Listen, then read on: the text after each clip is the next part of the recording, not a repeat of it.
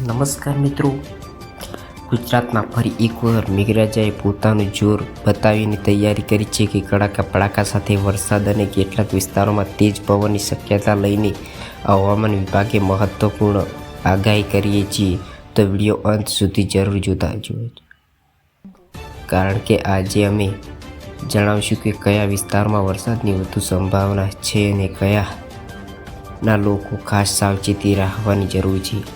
હાલના હવામાનના સંકેતો મુજબ રાજ્યોમાં અનેક વિસ્તારોમાં વાદળછાયું વાતાવરણ જોવા મળી રહ્યું છે, જેમાં ઉત્તર ગુજરાત, મધ્ય ગુજરાત, દક્ષિણ ગુજરાત, સૌરાષ્ટ્ર કેટલાક વિસ્તારોમાં હળવાથી મધ્યમ વરસાદની શક્યતા છે. આગામી દિવસોમાં વરસાદી માહોલ ફરી સક્રિય બની શકે છે, જેમાં અમદાવાદ, ગાંધીનગર, મહેસાણા, પાટણ, બનાસકાંઠા, સાબરકાંઠા, અરવલ્લી, વડોદરા, આણંદ, ભરૂચ, સુરત, નવસારી, વલસાડ, રાજકોટ, જૂનાગઢ, જામનગર, અમરેલી, ભાવનગર, ગીર સોમનાથ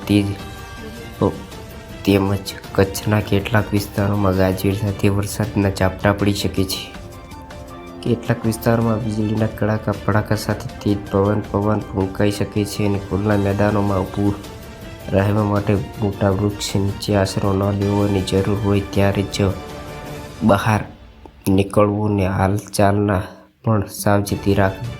ખેડૂત મિત્રો માટે પણ આ વરસાદના લાભદાયક બની શકે છે, પરંતુ જ્યારે ભારે વરસાદ પડે છે ત્યારે ખેતરમાં પાણી ભરાઈ જાય છે, તેથી તે તરીકે રાખવી જરૂરી છે.